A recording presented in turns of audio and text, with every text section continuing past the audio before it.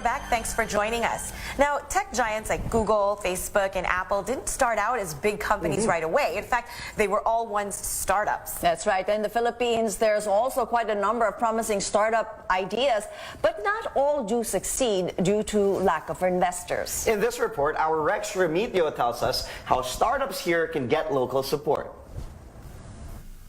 The startup ecosystem in the country has been growing rapidly.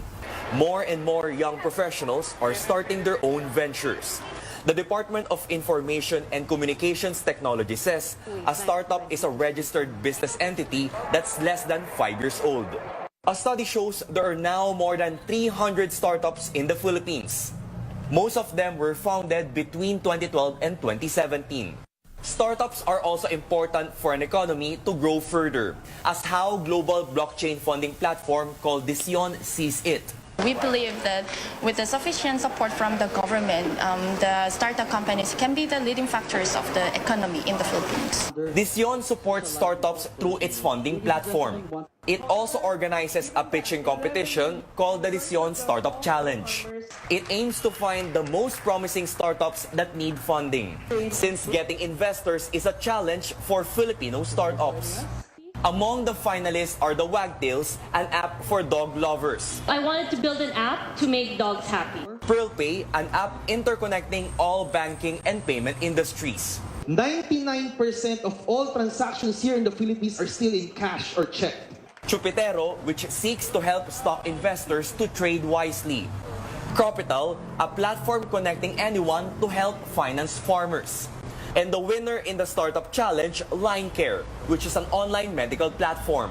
It was very impressive that we are able to hear the incorporators and the people from startup companies and how their concepts are going, and then how the industry or the Philippine market is being organized. Dsion is hoping more professionals will take the leap of faith and make their startup ideas work.